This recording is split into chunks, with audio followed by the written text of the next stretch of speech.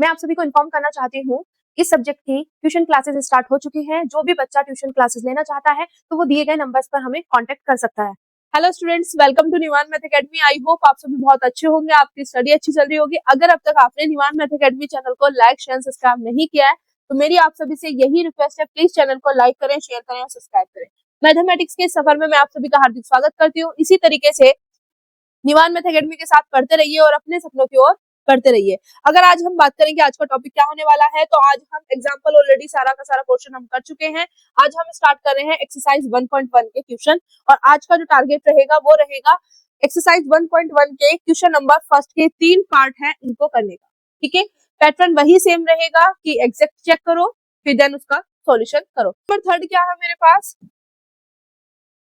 वो है मेरे पास cos x tan y, cos x tan y and plus के cos x plus k y, यहां पर है मेरे पास dx प्लस, ठीक है, and sin x sec square y plus के cos x plus k y, और यहां पर मेरे पास क्या है dy इक्वल टू 0। तो ये मेरे पास है क्वेश्चन। ठीक है, आगे बात समझ। cos x tan y plus के cos x plus k y dx, sin x sec square y plus के cos x plus k y, उस तरीके। तो इसके सॉल्यूशन में सबसे पहला पार्ट क्या रहेगा कि क्या मेरे पास ये given differential equation m dx plus n dy equal to 0 की फॉर्म में है कि नहीं है, जहां m और n क्या है x y के फंक्शन है। तो आप देखो यहाँ पे here the given differential equation is, क्या है मेरे पास यहाँ पे cos x tan y plus cos x plus k y, यहाँ पे मेरे पास आ गया dx plus sin x sec square y plus cos x plus k y dy equal to 0। तो ये मेरे पास यहाँ पर मैंने पूरी की पूरी गिवन डिफरेंशियल इक्वेशन यहाँ पे लिख दी। अगर आप देख रहे हो तो m dx and dy equal to 0, जहां m और n क्या है मेरे पास x y के फंक्शन है। तो ये मेरे पास properly it is the form of m dx plus के n dy इक्वल टू 0। इसकी फॉर्म में ये हमारे पास यहाँ पर है। तो मेरे पास पार्ट सेकंड क्या होगा, पार्ट सेकंड होगा कि मुझे यहाँ से m की वैल्यू लिखनी है और मुझे यहाँ से n की वैल्यू लिखनी है।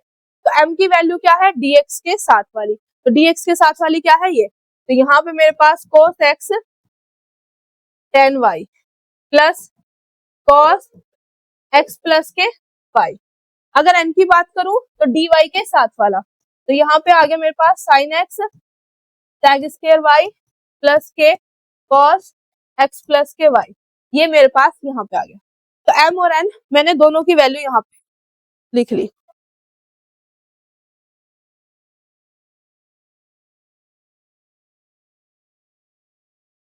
अब आएगा यहाँ पे मेरे पास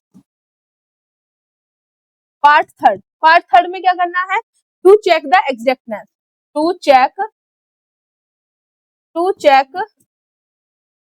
द एग्जैक्टनेस। हमें यहाँ से चेक करनी है एग्जैक्टनेस कि गिवन डिफरेंशियल इक्वेशन मेरे पास एग्जैक्ट है कि नहीं है। तो उसके लिए हम सबसे पहले क्या निकालेंगे, del m upon del y. ठीक है, तो del m upon del y का मतलब क्या है, मुझे यहाँ पे m को y के रेस्पेक्ट में पार्शियल डेरिवेटिव करना है। तो x कैसे ट्रीट होगा, एज ए कांस्टेंट। तो ये cos x है तो ये अलग बैठा रहेगा क्योंकि एज ए कांस्टेंट ट्रीट हो रहा।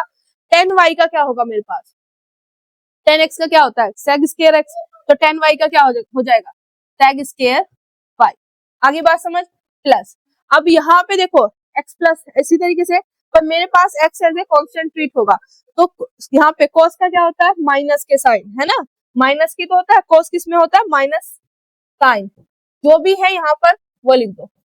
फिर आप क्या करोगे, इस पोर्शन का भी तो करोगे, तो x का क्या हो जाएगा 0 और y का क्या हो जाएगा 1, तो यहाँ से 0 प्लस के 1 आ जाएगा। ठीक है, तो आप ये साइड में आगे लिख सकते हो 0 प्लस के 1, कहाँ से आया, इस वाले पोर्शन का, क्योंकि x क्या है एज ए कांस्टेंट, तो कांस्टेंट का 0 और y का y के रिस्पेक्ट में 1। तो यहाँ से मेरे पास जो आ गया, अब मैं इसको क्या है इधर की साइड कर रही हूँ कि मैं उधर लिख सकूं इसको, ठीक है, लाइन ड्रॉ करके यहाँ पर, फिर सॉल्यूशन का आगे कर देंगे, ठीक है। तो यहाँ से मेरे पास del m upon del y, मेरे पास क्या निकल के आ गया यहाँ से, cos x है ना, और sec square y minus sine x plus k y, तो 0 प्लस के 1 हो जाएगा। तो यहाँ से मेरे पास ये वाला पोर्शन निकल के आ चुका है। अब यहाँ से मैं निकालूंगी del n upon del x, आगे बात समझ, del n upon del x। अब देखो n को x के रेस्पेक्ट में करना है, तो n तो मेरे पास ये है, तो यहाँ पे x के रेस्पेक्ट में करेंगे तो जो मेरे पास y वाला वो एज ए कांस्टेंट ट्रीट होगा, तो सेकंड y स्क्वायर क्या होगा मेरे पास, sec स्क्वायर y, ये बाहर हो जाएगा, और साइन x का क्या होता है मेरे पास, cos x प्लस, है ना। अब देखो cos है, इसमें भी cos x plus k y है, अब cos x plus k y cos का माइनस के साइन, ठीक है, तो यहाँ पे आएगा मेरे पास माइनस साइन, जो भी दे रखा है वो लिख लो।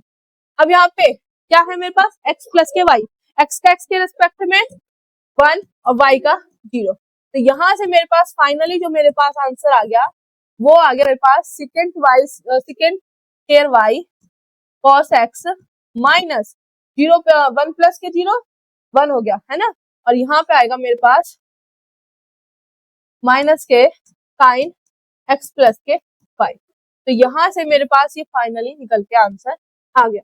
तो अगर आप यहाँ पे नोटिस करोगे तो देखो cos x sec square y minus sine x plus k y minus k sine x plus k y, तो दोनों क्या है इक्वल, तो यहाँ से del m upon del y equal to हो गया del n upon del x। तो मेरे पास गिवन डिफरेंशियल इक्वेशन क्या होगी, एग्जैक्ट डिफरेंशियल इक्वेशन। यहाँ पे मेरे पास जो डिफरेंशियल इक्वेशन है वो क्या बन गई, एग्जैक्ट डिफरेंशियल इक्वेशन। अब जैसे ही एग्जैक्ट बनी तो यहाँ पे हम पार्ट नंबर 3 में बात करेंगे, 4 में बात करेंगे सॉल्यूशन। तो टू फाइंड द सॉल्यूशन, तो सॉल्यूशन फाइंड करने का तरीका क्या है, सिंपल सा फंडा, m dx plus n dy होता है, पर n में वो terms in n not containing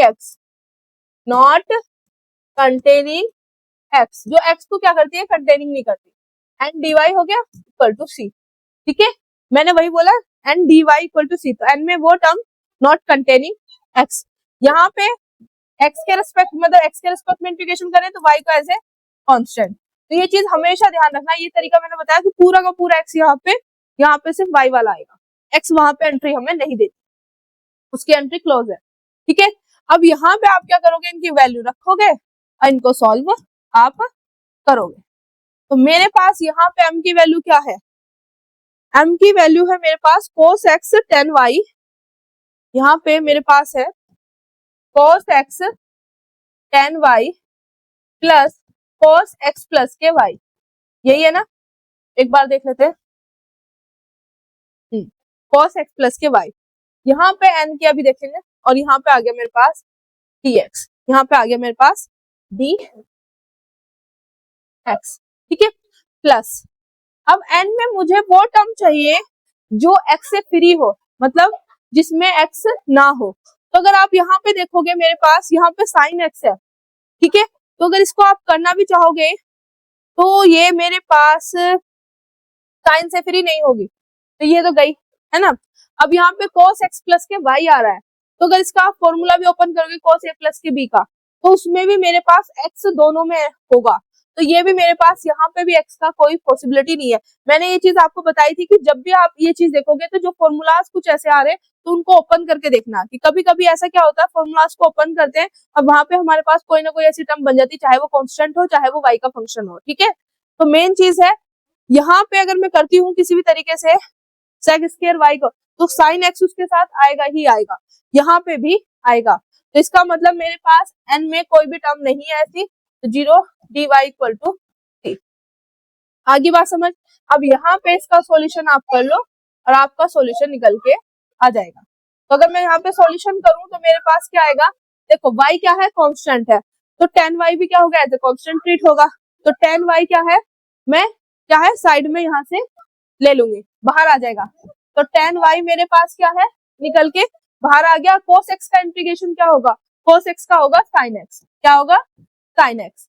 अब यहाँ पे cos x का क्या होगा, sin x plus k y। अब देखो यहाँ पे x के रिस्पेक्ट में करें, y तो एज ए कांस्टेंट ट्रीट हो रहा है, तो यहाँ पे देख रहे हो ना आप, तो यहाँ पे आप देखो x के साथ कुछ भी नहीं है, ठीक है, आगे बात समझ। तो यहाँ पे मेरे पास x के साथ कुछ भी नहीं है, तो इसका मतलब मुझे डिनोमिनेटर में लिखने की जरूरत नहीं है। अगर यहाँ पे x के साथ 2 होता तो ये डिनोमिनेटर में मुझे 2 लिखना पड़ता, बट यहाँ पे नहीं है तो कोई दिक्कत नहीं। तो मेन चीज क्या है, यहाँ पे y as a constant treat हो रहा था, तो tan y भी एज ए कांस्टेंट ट्रीट होगा, तो tan y इधर cos x का sin x। सिमिलरली cos यहाँ पे x है तो cos का क्या होगा, sin होगा, ठीक है, और x प्लस के y यहाँ पे मतलब साथ में कुछ होता तो अपॉन में लेके आते, और इक्वल टू मेरे पास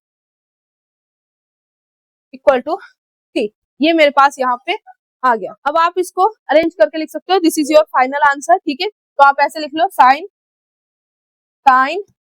x plus k y plus k sine x tan y equal to c। जैसे भी आपको सही लगे, यहाँ पे भी आप छोड़ सकते हो, पर जैसे भी, तो ये आपका फाइनल आंसर आ गया। तो मैंने आपके एक्सरसाइज का जो क्वेश्चन नंबर फर्स्ट था उसके तीनों के तीनों पार्ट आपको अच्छे से करा दिए। बस आपको ये चीज ध्यान रखना कि इसका बेसिक कंसेप्ट आपको अच्छे से आना चाहिए, ठीक है, क्लियर। तो आई होप ये पूरा का पूरा फंडा आपको अच्छे से क्लियर हुआ होगा। अगर कोई भी डाउट रहता है तो आप हमें कॉन्टेक्ट कर सकते हैं। तो ऐसे ही हंसते रहे, मुस्कुराते रहे और निवान मैथ अकेडमी के साथ अपने सपनों की ओर बढ़ते रहे। अगर अब तक आपने चैनल को सब्सक्राइब नहीं किया है तो मेरी आप सभी से यही रिक्वेस्ट है, प्लीज चैनल को सब्सक्राइब करें। जय हिंद, जय भारत। मैं आप सभी को इन्फॉर्म करना चाहती हूँ, इस सब्जेक्ट की ट्यूशन क्लासेस स्टार्ट हो चुकी हैं। जो भी बच्चा ट्यूशन क्लासेस लेना चाहता है तो वो दिए गए नंबर्स पर हमें कांटेक्ट कर सकता है।